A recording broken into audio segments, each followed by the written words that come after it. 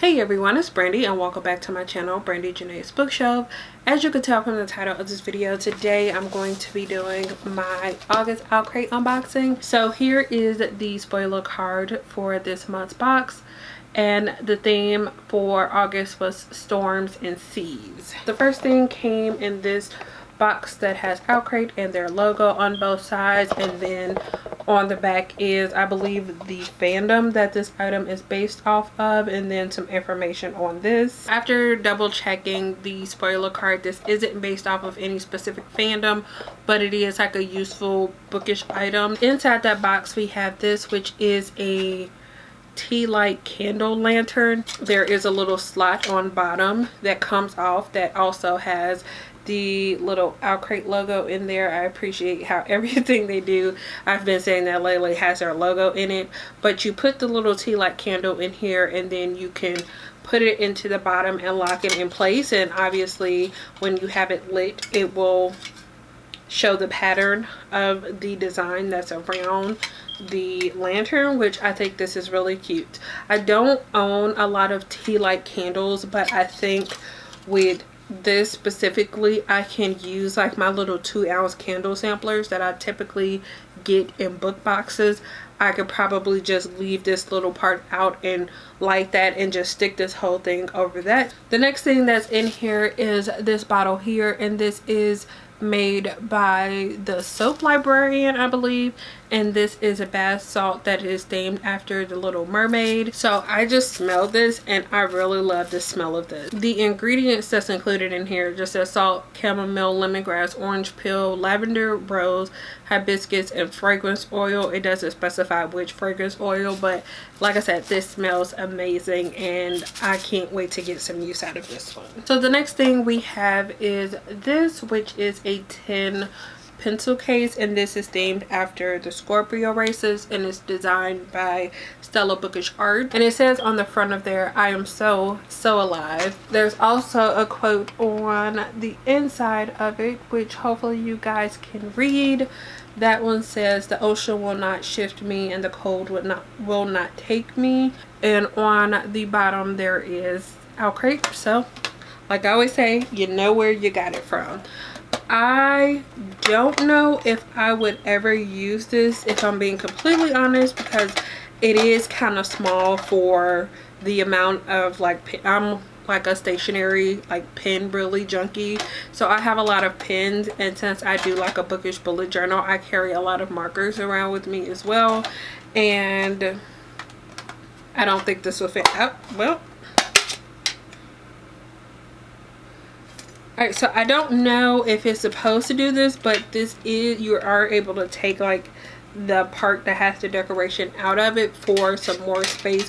I'm guessing there is an option just in case having the tray in there is not enough space, but I still think that this is a little small for what I would need, so I probably wouldn't use this. The next thing is a loose leaf tea from Riddle's Tea Shop, and it says Sea Witch, and here is the label of that. And this is a decaf Earl Grey and a hazelnut spice tea, and it does say that it is an OwlCrate exclusive, so that's nice. I feel like I have a few different of these little sample packs from Riddle's Tea Shop. The only problem that I kind of have with the teas that they include in these boxes are that they're decaf, and most teas that I drink, I do prefer caffeine because I drink them at work to help me wake up. The next thing that's in the box is this wooden tassel bookmark that is themed after Daughter of the Pirate King, and this was designed by Juniper and Ivy Designs. And it also kind of, like, the backing card that it came with could also technically be used as a separate another bookmark if you wanted to, but it just has the company's name. But here is the backing card that was with it, and on it it says, "The sea watches over me, she protects her own." And this is actually a really pretty design, and it definitely goes with that duology, so hopefully you guys can see it well enough. Yeah, I think you should be able to see it. So there's a ship on top and the quote in the bottom of there, and I think that is really cute. And the final item that I have to show off before the book is the monthly enamel pen that is inspired by the book. Here's what that looks like. I will try to show different angles so you can see as much of it as you can with the light reflecting off of it. And this month's pen was designed by Laser Brain Patch Co. And it looks like the lighthouse is also glow in the dark, which could be a really fun feature if I ever get to see that. And finally, the book for this month's box is House of Salt and Sorrows by Aaron A. Craig. I have seen this book floating around and I have heard some pretty amazing things from people who have read it already. Apparently this is an exclusive cover. I will have to look at the differences between the covers. I will show you in the book, but if there's a major difference, then I'll put the cover of the original, or I'll put a picture of the original cover up on this end so you can see the difference. Ooh, look at those end pages. That's fun and different from most things that you see. And it is also signed by the author on this special page that was inserted for OutCrate. I almost missed it because I wasn't about to look underneath the dust jacket, but it probably isn't even showing up. Well, you could kind of see it. There is an embossing of an octopus on the cover, so that's really nice as well. And along with the book came a letter from the author, and then there's also this bookmark to go along with the book. As you can see, it has this metallic finish with a quote on there, and then there's also a quote on the back. And then moving into the booklet really quickly, as always, we have an interview with the author in here. An interview with one of the vendors. This time it's the soap library, along with some other things that are common in this book, along with photo challenges and a sneak peek into next month's theme if you're interested in those type of things.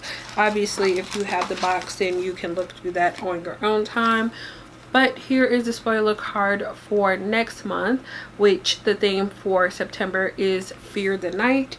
And they already have all of the information up on their Instagram about the theme and, you know, the typical information that they give out when they announce the next month's theme. And they're doing a Halloween-y type of theme. I feel like I just said theme a whole bunch in that last sentence, but that's the concept for the September box. And it says that every September box will include a paperback from the Penguin Horror Collection, which, if the cover is gonna have that same look as its covers on the back, I'm looking forward to that. I think as far as the items, this is one of their more understated boxes for the year, but honestly, I'm actually pretty happy with this. I feel like most of the items I will use at some point or sometime soon. Only item that I probably won't really do too much with is that pencil case, like I said, but that's just because it's not something that I need or doesn't have enough space. But I'm sure I can find someone that will have some type of use for it at some point. But that's everything that I have for this unboxing. Let me know what your favorite item was if you received this month's box. If you liked this video, give it a thumbs up, and if you would like to see more from me, make sure you subscribe, and I will see you guys again in the next one. Bye.